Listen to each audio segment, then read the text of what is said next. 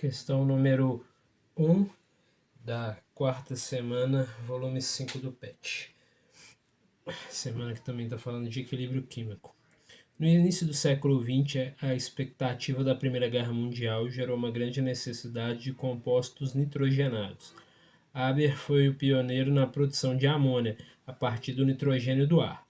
Se a amônia for colocada num recipiente fechado, sua decomposição ocorrerá de acordo com a seguinte equação química não balanceada. Então é essa equação química aqui, NH3 transformando-se em N2 e H2. As variações das concentrações com o tempo estão ilustradas na figura seguinte. Então são três curvas. Cada uma dessas curvas A, B e C representam uma das substâncias, NH3, N2 e H2. Podemos afirmar que as curvas A, B e C representam a variação temporal das concentrações dos componentes da reação, respectivamente. Então eu quero associar as substâncias às suas curvas. A primeira coisa que eu preciso fazer é escrever a equação química balanceada, porque isso faz diferença. Então olha só, é um nitrogênio aqui antes da setinha, 2 depois da setinha. Então eu tenho que pôr um 2 aqui. Fica 2NH3, 1N2, aí olha o H, são 2H aqui, aqui são 3 aqui vezes 2, dá 6. Então eu coloco um 3 aqui também, fica tudo balanceado. Reescrevendo a equação balanceada é 2NH3 gasoso, dando N2 gasoso, um só, mais 3H2 gasoso. Essa é a equação balanceada.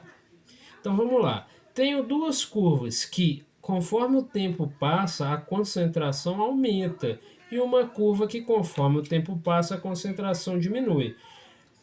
De cara a gente já pode saber que a curva C é o NH3, porque ele é o produto. Conforme o tempo passa, a tendência dele é diminuir. Então a curva 3 corresponde ao NH3, que é o reagente. A A e a curva B, então, vão ser os dois produtos. Conforme o tempo vai passando, eles vão aumentando. Só que perceba que, quando eu formo um N2, na mesma hora eu formo 3H2, ou seja, a quantidade de N2 formada é 3 vezes menor do que a quantidade de H2. Quer dizer que a curva que representa H2 tem que crescer muito mais rapidamente do que a curva que representa o N2. Então, olha só, eu tenho uma curva que aumenta e outra curva que aumenta muito mais. A que aumenta muito mais tem que ser o H2, porque para cada um N2, 3H2. E aqui aumenta, mas numa velocidade menor, o N2.